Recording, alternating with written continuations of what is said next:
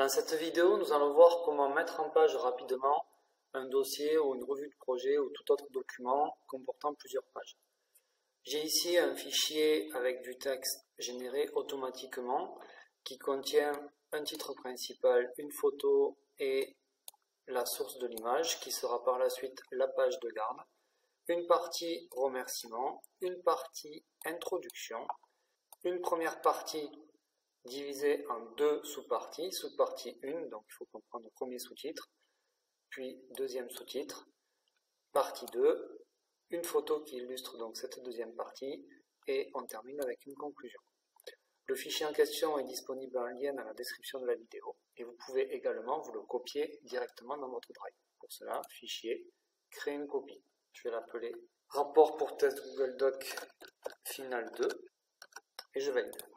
J'ai donc un deuxième fichier, je vais pouvoir fermer le premier, et je démarre par la page de garde. Comme pour tout dossier, je vais indiquer le nom des élèves du groupe dans lequel je travaille, Monsieur Taureau, par exemple, Monsieur Pujade, que je vais écrire à gauche, et je souhaiterais à droite, ici, écrire la classe. À part faire quelques tabulations et quelques espaces, je n'ai pas autre choix.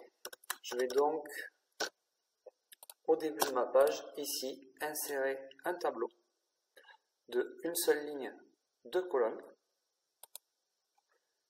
venir indiquer dans la case, dans la cellule de gauche, le nom, et dans la cellule de droite, la classe, que je vais écrire à droite. Les lignes du tableau, effectivement, c'est pas terrible. Je vais donc les désafficher. Pour cela, clic droit dans le tableau, propriété du tableau, et je vais pouvoir soit les mettre en blanc, soit mettre avec un trait de 0 point, c'est-à-dire aucune épaisseur. OK, et mes traits disparaissent. Je vais écrire avant tout cela en Arial, par exemple, un peu plus gros, 14 par exemple. Mon titre principal, je lui associe une police d'écriture ainsi qu'une taille et une couleur associée avec mon rapport ou ma revue de projet, de façon à ce qu'il y ait une certaine cohérence avec la thématique.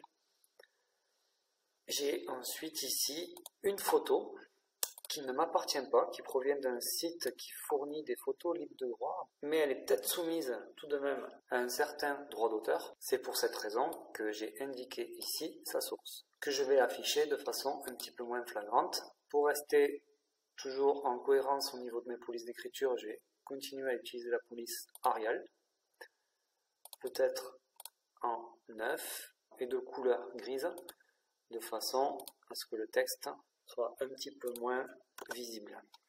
Le tout centré. Et je vais pouvoir ensuite, ici, basculer mon bloc remerciements et introduction à la page suivante. Je pourrais très bien ajouter autant de retour à la ligne qu'il le faut pour basculer mon texte à la page suivante, mais je vais plutôt utiliser un saut de page. Pour cela, je me mets devant le premier mot de mon texte et insertion, saut de page, saut de page. De cette façon, mon texte sera toujours ancré à la page suivante, et même si ici je rajoute quelques espaces, ou plutôt les retours à la ligne, n'impacte pas la suite. Je peux avoir un premier aperçu de mon travail en basculant sur affichage, mode affichage, ce qui me permet de visualiser rapidement mon travail. Je rebascule en mode édition, et je vais rajouter ici le numéro des pages. Peut-être avant ça, je vais commencer à enregistrer mon travail. Je suis sur Google Doc et il n'y a pas le bouton enregistrer puisque l'enregistrement se fait au fur et à mesure et cela de façon automatisée. Je peux cependant créer un historique de mes versions. Donc là, je vais avoir dans fichier historique de version, je vais pouvoir créer une nouvelle version que je vais appeler par exemple version page de garde, enregistrer. Et si je souhaite revenir à mon fichier de départ, fichier, historique des versions, afficher l'historique des versions, je vais bien retrouver ici ma première version. sans mise en page et une nouvelle version avec la mise en page actuelle de ma page de garde. Je pourrais donc très bien restaurer cette version, mais ce n'est pas le cas. Je vais simplement revenir au logiciel de mise en page. Je vais maintenant rajouter le numéro des pages. Donc pour cela, je vais rajouter un encadré en bas de page, insertion, en tête et pied de page, et je vais activer le pied de page. Page 1 sur, je crois que j'ai 4 pages, sur 4. Je vais l'écrire toujours par souci de cohérence en Arial, peut-être en 10 et à droite. Le premier problème, il m'écrit en bas de la page, donc pour cela je vais avoir option, format du pied de page, je vais lui indiquer que je souhaite mon texte à 1 cm à partir du bas. OK. Et je vérifie sur les autres pages. Alors ça a bien fonctionné, sauf que j'ai page 1 sur 4 à toutes les pages, ce qui ne m'arrange pas trop. Donc je resélectionne mon pied de page, je vais supprimer le 1 et je vais plutôt lui indiquer que là je souhaite le champ du numéro de la page en bas à droite. Il me le met en grisé de façon à me montrer que le calcul se fait automatiquement. Et de la même manière, je vais supprimer le 4 et insérer numéro de page, nombre de pages. On vérifie, page 2 sur 4, 3 sur 4, 4 sur 4 et 1 sur 4. Alors peut-être que le numéro de la page sur la page de garde n'a peut-être pas lieu d'être. Je pourrais modifier ici et spécifier un pied de page différent pour cette première page. Je ne vais pas le faire. Je vais cependant sélectionner mon texte et le mettre en couleur, par exemple bleu, foncé, pour garder une certaine cohérence avec mon titre principal, et peut-être lui rajouter une ligne de façon à bien séparer le texte de ma page de mon pied de page. Donc pour cela, je suis bien dans le pied de page, format, et je vais pouvoir ici, dans style de caractère, bordure et ombrage, rajouter par exemple une ligne au-dessus de couleur bleu foncé 1 et d'épaisseur 1 point. J'applique et j'ai bien ma ligne qui fait bien la séparation entre le contenu de la page et le pied de page. Je peux également en haut de page rajouter l'en-tête. Donc pour cela, insertion, en-tête, et ici indiquer par exemple revue de projet ou rapport. De la même manière que pour le pied de page, je vais le mettre en Arial 10, couleur bleu foncé, et lui associer un style avec une bordure en dessous cette fois-ci, couleur bleu également, appliqué. Il me reste à dire que je souhaite écrire format de l'en-tête, par exemple 1 cm à partir du haut de la page, et je peux appliquer affichage, mode affichage, et je commence à obtenir une mise en page satisfaisante. On continue, je rebascule en édition. Je vais maintenant m'intéresser au texte et aux titres qui sont associés. Je vais sélectionner mon texte et lui indiquer par exemple la police Ariel. Je vais l'écrire en 11 et de façon justifiée. Pour m'éviter de resélectionner et de réindiquer ces 3 paramètres pour chacun des textes, je vais plutôt me enregistrer ce style dans le style ici normal. Donc pour cela, je sélectionne normal et je mets à jour par rapport à ma sélection. Il ne se passe rien, mais je vais pouvoir sélectionner mes autres zones de texte et lui associer, en cliquant simplement sur normal, le nouveau format. Alors c'est un petit gain de temps, mais qui a énormément d'avantages pour la suite. Vous allez voir, donc là je sélectionne l'intégralité de mes textes. Voilà. Et je bascule tout en normal. C'est fait. Si je m'aperçois par exemple que je ne souhaite pas écrire en Arial, ou que je souhaite écrire légèrement plus gros, je vais par exemple écrire en 12.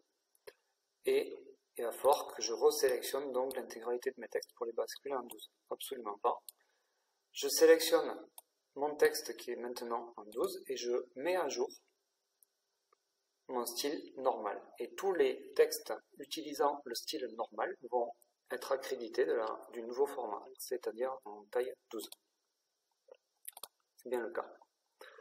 J'en fais de même pour mes styles de titre. Donc je vais choisir par exemple Impact en taille 16, couleur bleue, et je vais lui indiquer que j'utilise le style titre 1 pour mes premiers titres. Mettre à jour. Je vais pouvoir donc maintenant sélectionner tous mes titres et associer systématiquement le style titre 1.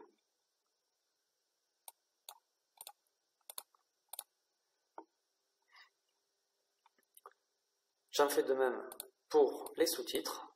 Donc ici, je vais peut-être écrire en Impact, même police d'écriture, un petit peu moins gros, éventuellement avec une couleur un peu plus claire, et actualiser mon style, mettre à jour mon style, titre 2 cette fois-ci. Et pour la deuxième partie, ici, titre 2.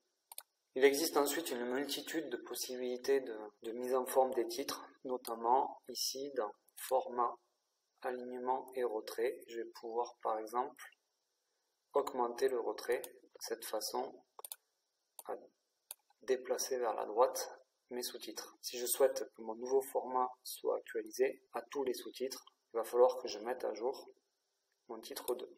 Il y a deux énormes avantages à utiliser les styles. Le premier, on vient de le voir, c'est on peut à tout moment réactualiser ou mettre à jour nos styles pour l'intégralité du document. À partir du moment où on a bien indiqué pour chaque texte le style qui lui est associé. Et deuxième avantage, c'est qu'on va pouvoir maintenant réaliser un sommaire automatiquement.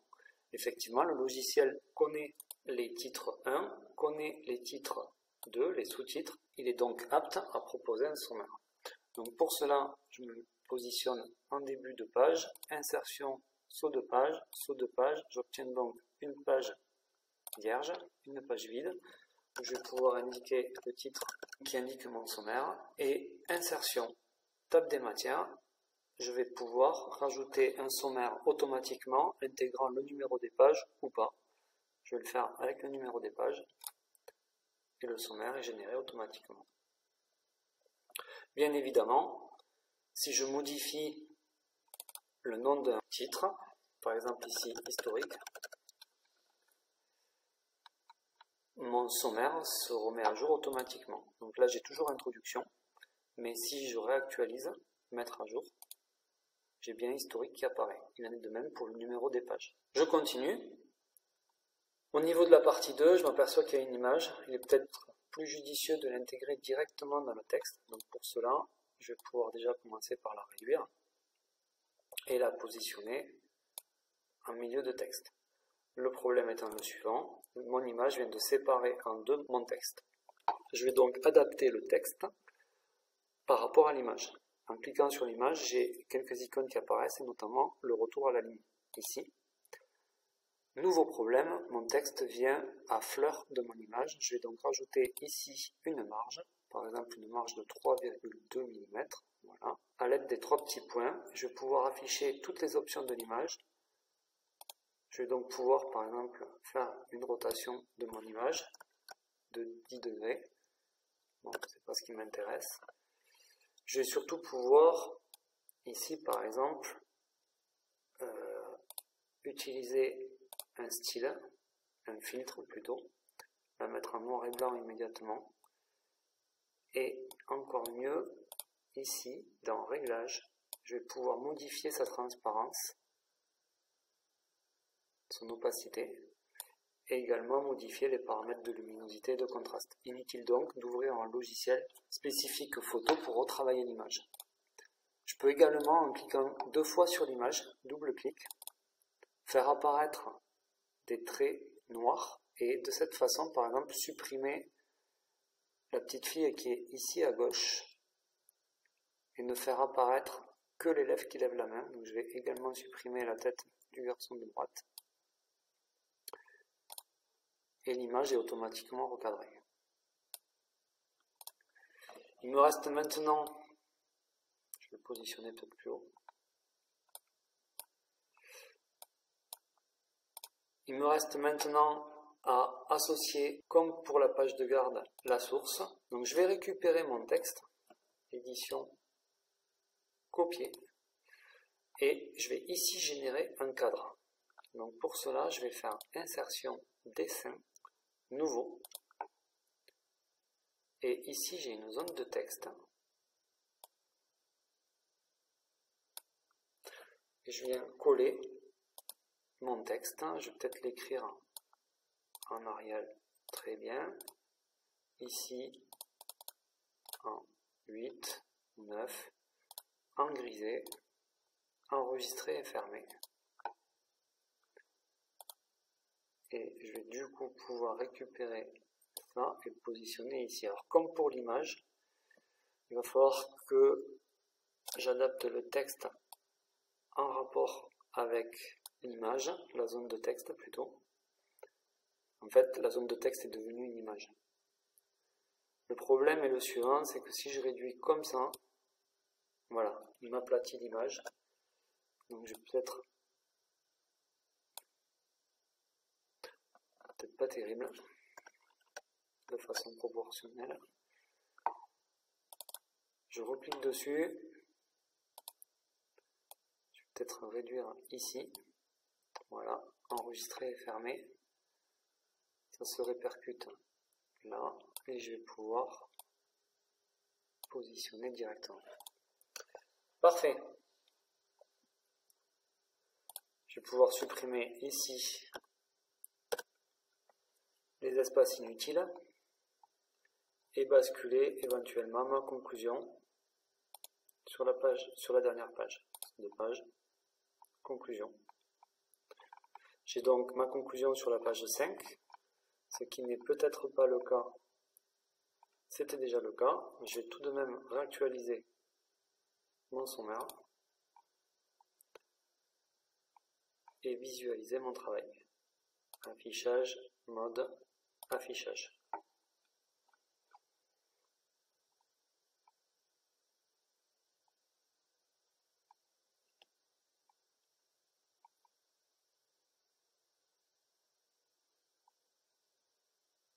Je rebascule en mode édition. Inutile d'enregistrer, vous êtes d'accord. Je vais quand même créer un historique, donc nommer la nouvelle version. Je vais l'appeler avec style. Enregistrer.